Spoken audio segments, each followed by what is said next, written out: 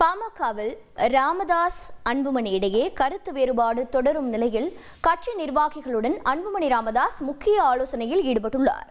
கூடுதல் விவரங்களை செய்தியாளர் சங்கரன் கூற கேட்கலாம். சங்கரன், வணக்கம். இந்த ஆலோசனைக்கான நோக்கம் என்ன?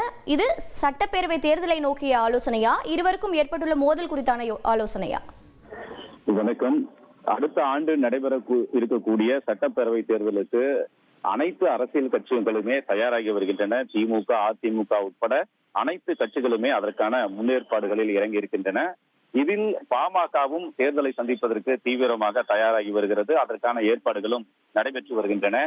தந்தை மகன் இடையே மோதல் ஒரு பக்கம் நடந்து கொண்டிருந்தாலும் கூட தேர்தலுக்கான ஏற்பாடுகள், பூத் கமிட்டிகள் அமைப்பது, உறுப்பினர்களை சேர்ப்பது, அதே போன்று உறுப்பினர் அட்டைகளை புதுப்பிக்க செய்வது உள்ளிட்ட பல்வேறு பணிகளில் அன்புமணி ராமதாஸ் தீவிர ஆர்வம் காட்டி வருகிறார். இந்த நிலையில் இன்று காலை சென்னை பனையூர் அலுவலகத்தில் மகளிர் அணி நிர்வாகிகளோடு அன்புமணி ராமதாஸ் நீண்ட நேரம் ஒரு ஆலோசனையில் ஈடுபட்டார்.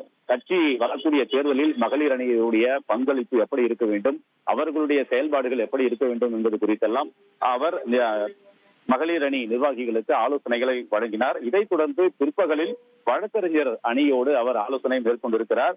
இதில் அந்த வழக்கறிஞர் அணியில் இடம்பெற்றிருக்கக்கூடிய பல்வேறு நிர்வாகிகள் கலந்து கொண்டிருக்கிறார்கள். குறிப்பாக நேற்று கட்சியினுடைய நிறுவனர் ராமதாஸ் பாமகவில் ஒரு அங்கமான சமூக நீதி பேரவையின் தலைவர் பொறுப்பில் இருந்து வழக்கறிஞர் பாலுவை நீக்கம் செய்து ராமதாஸ் நடவடிக்கை எடுத்திருந்தார்.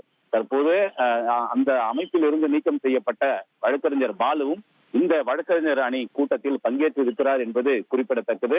தற்போது இந்த வழக்கறிஞர்களுடைய அவர்கள் தேர்தலில் எவ்வாறு பங்களிப்பு செய்ய வேண்டும் என்பது குறித்தெல்லாம் விரிவாக அன்புமணி ஆலோசனையில் ஈடுபட்டு வருகிறார். வரக்கூடிய 15ஆம் தேதியிலிருந்து பல்வேறு மாவட்டங்களில் சுற்றுப்பயணம் மேற்கொண்டு பொதுக்குழு கூட்டங்களில் கலந்து கொண்டு உரை நிகழ்த்த இருக்கிறார் என்பதும் குறிப்பிடத்தக்கது. உங்களுடைய தகவல்களுக்கு நன்றி சங்கரன்.